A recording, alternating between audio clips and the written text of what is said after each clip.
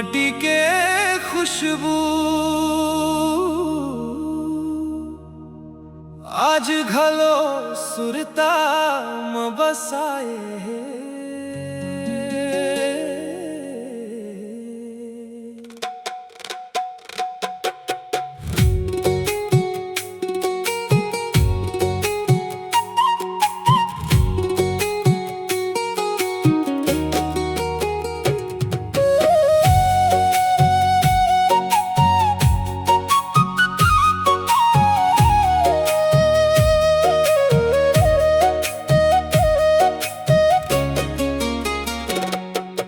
दिल में समाए रही थे गिल्ली डंडा बांटी के, मन में सुख के सुमत बंधे मोर गाँव के माटी के। दिल में समाए रही थे गिल्ली डंडा बांटी के, मन में सुख के सुमत बन थे मोर गाँव के माटी के।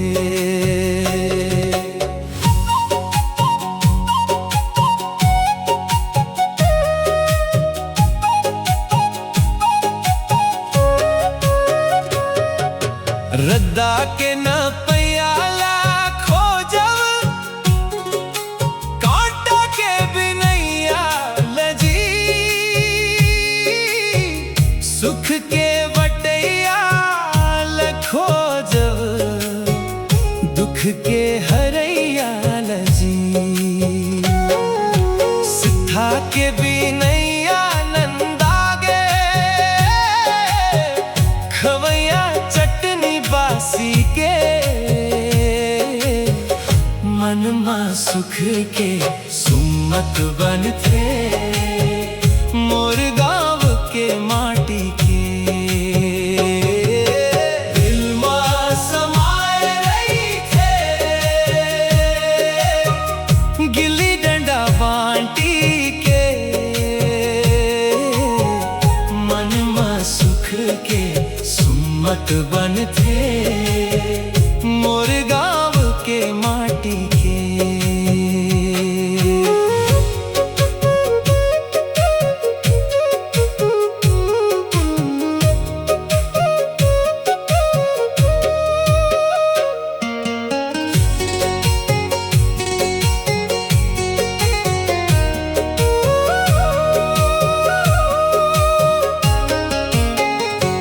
घर मगाए के कोठ न खोजब, बछरू बैला गैया लजी, गाँव के ठौर सियार खोजब, ददरिया के गवैया लजी।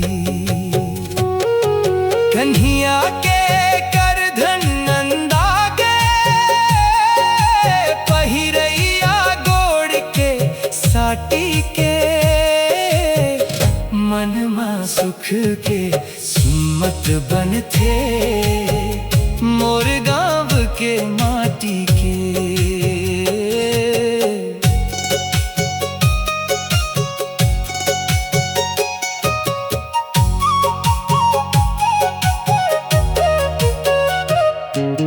बियारा के खोंदरा कहाँ गे, बैला संग मिल जाई हजी, परछी भर के मड़वा कहाँ गे, गाड़ा बाजा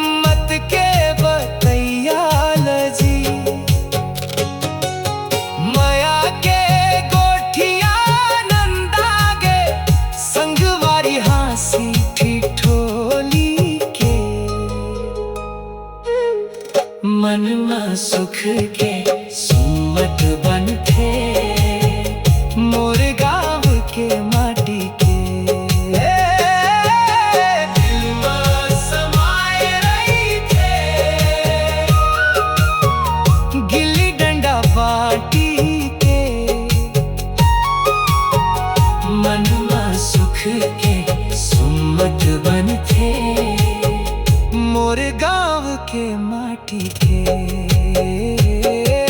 संझा के बेराल खोजम,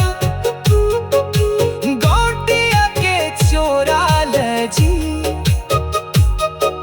मांदर के थाप में गूंजत,